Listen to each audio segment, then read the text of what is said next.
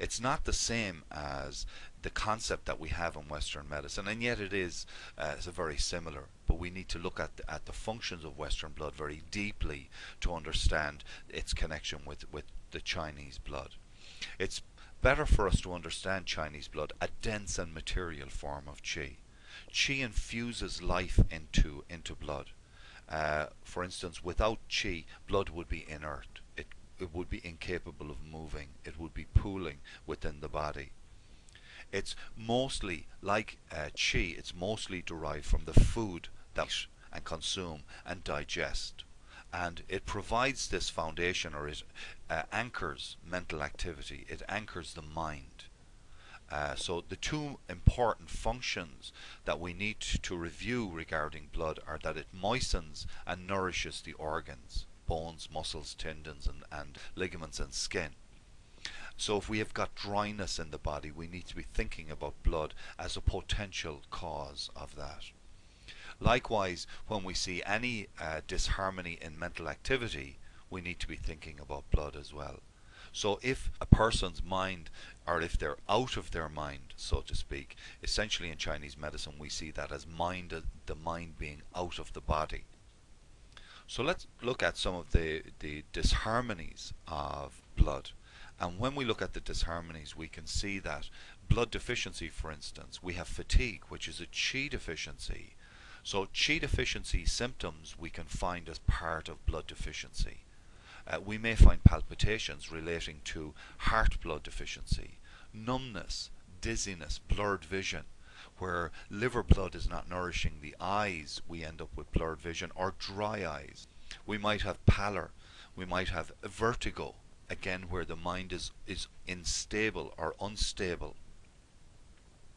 There may be pale complexion associated, or pallor associated with a blood deficiency. The tongue may be thin, pale, and another quality that we might find on the tongue as well is dry, because we have an absence of the function of the blood, and the pulse may be thin. It's a weakish pulse.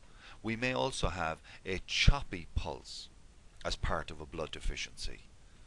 In fact, choppy pulse is the classic blood deficiency pulse, although we will come across it later on when we look at blood stasis as well. When we look at blood deficiency, or the principle of treatment of blood deficiency, we want to nourish blood. And the points that we're going to use would be spleen 10, bladder 17, which is the Hui point, or the meeting point for blood. Bladder 20, the spleen, is responsible for transforming food into a material source of blood. Spleen 6, liver 8, and heart 7, all excellent blood tonic points. When we look at blood stasis, if qi is weak or stagnant, then it may fail to move the blood, and this leads to a blood stasis. And this also may develop into tumours, for instance. So pain that's fixed in location. When we talk about pain that's fixed, it's exacerbated as well with pressure. So just like a bruise. Like for instance, a bruise doesn't move. If we bruise our arm, for instance, it doesn't move. And it's also worse when we press on it. Likewise, when we have pain, internal pain, that's fixed and doesn't move, this can be considered a blood stasis. When we combine that with a pale complexion, or we may have a purplish complexion as well, and the tongue is purple, maybe with purple spots, so, and the pulse is wiry, tight, and it's probably deep as well, we need to use points that move blood. So when we think about blood stasis, for instance, where qi goes, blood follows. So we're going to use points that move qi. This in turn moves stasis, or blood stasis. So our next pattern, we look at heat in the blood. The clinical manifestations will be reckless bleeding, hemorrhages, bleeding between cycles, spotting, or prolonged flow of blood during a woman's period. A 10-day flow, for instance. Restlessness, irritability. The person may have very itchy skin, and when they scratch their skin they draw blood. The tongue is a deep red, and the pulse is rapid. Our principle of treatment would be to cool blood. Essentially cool blood and calm the mind, because heat in the blood will also affect the mind and will result in mental signs and symptoms as well. And some of the points that we use to cool blood might be spleen 6, spleen 10, bladder 17, large intestine 11, which clears heat from the body, bladder 40, yin tang calms the mind. When we look at body fluids, we don't discuss too much about body fluids in terms of tuena. However, when you go on to do acupuncture and herbs, you'll need to have a grasp of body fluids. And we divide up the body fluids in Chinese medicine between jin and ye, thick and thin. The jin body fluids are clear, watery fluids that lubricate the skin and muscles, and the ye are the turbid and viscous fluids that lubricate the brain, spinal cord, joint cavities, and all of the orifices. Disharmonies associated with body fluids, we would usually place these in other patterns of disharmony. For instance, when we look at fluid deficiency, this would be dryness in the body, scanty urination, thirst, constipation or dry stools. The tongue is red with no coat and the pulse is rapid and thin. We may very well place this in a yin deficiency pattern and nourish yin and body fluids.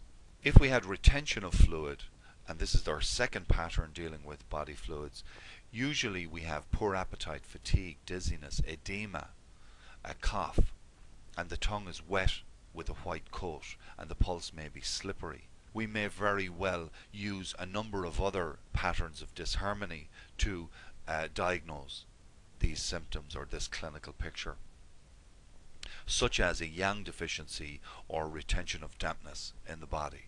Essence is like our genetic blueprint, and it governs the major phases of development, from growth, puberty, maturation, reproduction. When we look at the disharmonies of essence, we can see a deficiency of essence, and deficiency of essence in children usually involves abnormalities of development, physical or mental. Occasionally symptoms show up at puberty, such as primary amenorrhea or reproduction problems, the inability to conceive. And again with essence, it's a deeper pathology or a deeper pattern of disharmony than our other vital substances. And our principle of treatment here would be to nourish essence. And we have some excellent points that nourish essence. However, I have to say this, human beings have a tremendous potential to alter their post-heaven essence. For example, if we have a child that's born prematurely, where they're deficient in pre-heaven essence, they have the potential to develop post-heaven essence.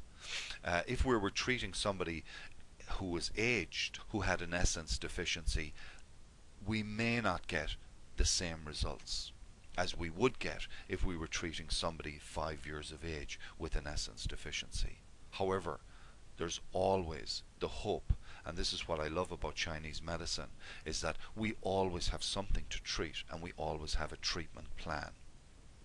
Kidney 3, Ren 4, Ren 30, that should be Ren 6, stomach 36, bladder 23, do 4, all nourish essence. Deficiency of essence in adults. Essence naturally decreases with age, I have to say that. Hence older people show symptoms related to weakness of essence. Because prenatal or pre-heaven essence and postnatal post-heaven essence are stored in the kidneys, symptoms of essence deficiency in older adults involve kidney-related signs such as poor bones, hearing loss, senility, premature graying of hair, and so on. And our principle of treatment and our prescription of points would be the very same as our deficiency of essence in children. We may use additional points relating to additional signs and symptoms as part of this pattern of disharmony.